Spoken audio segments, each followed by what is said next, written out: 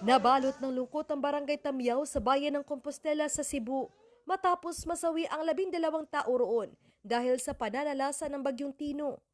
Sa isang punerarya, nakahilira ang mga bangkay na pinaprocess. Naabutan ng GMA Regional TV si Dixie Kapuyan na humahagulhol at yakap ang kabaong. Sa loob nito, ang labi ng kanyang 18 anyos at bunsong anak na si Angel. Katabi nito ang kabaong ng asawa ng kapatid ni Angel na si Jonalyn. Ngayong buwan sana nakatakdang manganak si Jonalyn. Before ang trahedya, sir, napit sa dos, murag nagpahiwatig na gyud ba? Ang kani silang duha magsigig sabak na ako katong laki ang tao ni anak siya nga ma. Angel, ayaw ginig biya. Kuyog na ako, Angel ha. Ayaw biya si Alin ug akong anak bantay. Pagkamatay nila, sir, na rescue nagtapat taon silang duha, sir. Sa kabuuan, nasa 25 individual ang nasawi sa bayan ng Compostela. Kabilang ang anak ni Betty Bataluna na si Olivia na nooy nagtatrabaho sa isang manukan.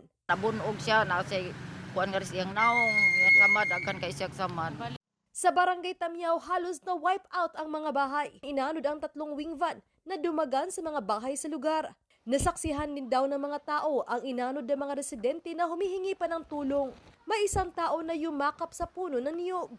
Ayon sa kapitan, may 12 tao pa ang pinaghahanap. Nananawagan ng hustisya para sa mga namatay at sa lahat ng biktima ng baha si Cebu Governor Pamela Baricuatro.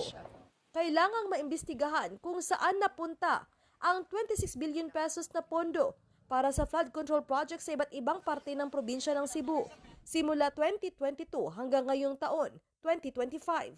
Ayon kay Baricuatro, ang matinding flash flood na kumitil sa mahigit 100 buhay at patuloy na paghahanap sa iba pa ay hindi lang dahil sa environment, kundi dahil na rin sa aniyay mga questionabling flood control projects. I started to ask the question, ano man nga nahitabo ni nato karon inani ang flooding ba?